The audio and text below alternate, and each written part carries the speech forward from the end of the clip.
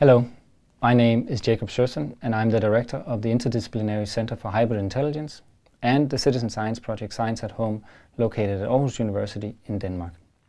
I hold a joint professorship at physics, management and cognitive science. Our interdisciplinary team explores what it means to be human in the age of technology. Where was I when the Berlin Wall fell? In some ways you can think of the falling of the wall as one of the points of departure of my interdisciplinary journey. I was 11 years old at the time, and I vividly remember the mixture of, first of all, seeing the personal stories unfolding on TV, and second of all, also recognizing that the cars that they were driving showed that there was a complex mixture of political, economic, and technological factors that had come together to make the falling of the wall possible. The rise of AI has divided the world into techno-optimists who are fascinated by the innovative potential of AI and techno-skepticists who fear the total replacement of the workforce in the near future. We believe that the solution lies in developing hybrid intelligence, synergetic interactions that allows us to utilize the best of human and algorithmic powers. We believe that the field of citizen science, open innovation and collective problem solving hold the potential as a testbed of developing human-centered AI in the 21st century. That's because unlike many corporate applications in the field of citizen science, the values of human contribution have been inscribed through decades, in which it is not just about optimizing the efficiency of a problem-solving process, but doing this in a way that gives value to the individual participants and values diversity. We believe that the key to understanding human problem-solving and creativity in the 21st century requires three components.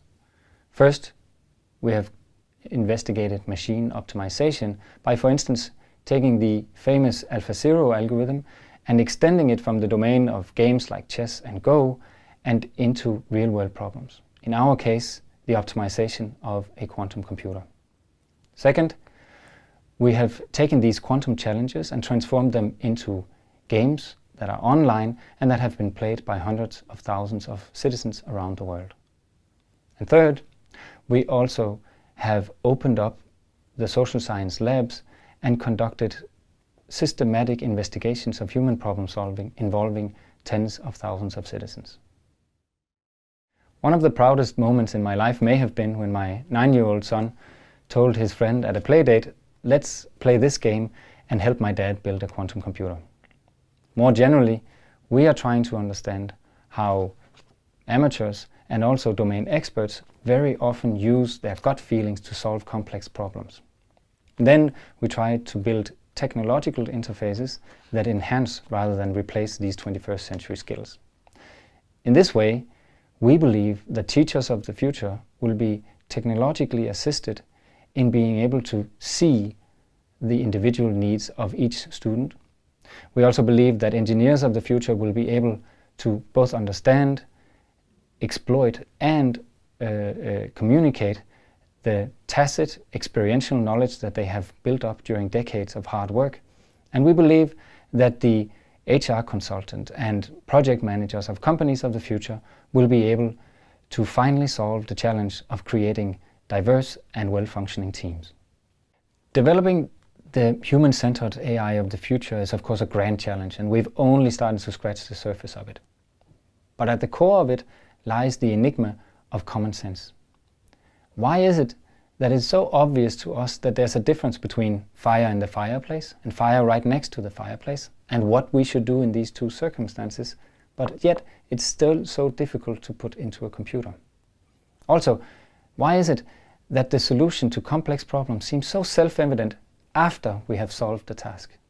Could we find ways of changing our point of view throughout the process to obtain these insights earlier? I was probably a little bit of a nerd before that became cool, because I thought all the topics in school were interesting. I couldn't really decide which one was most interesting. I just enjoyed finding out how the world worked. I remember the discovery that I personally made of how a gear works, and that you actually didn't have to drive around the world with someone sitting next to you telling you now you should be in this gear, you should just listen to the engine. And getting these general insights I thought was very stimulating. Today I consider myself very blessed because I work together with brilliant people in various different fields, and I enjoy that every day.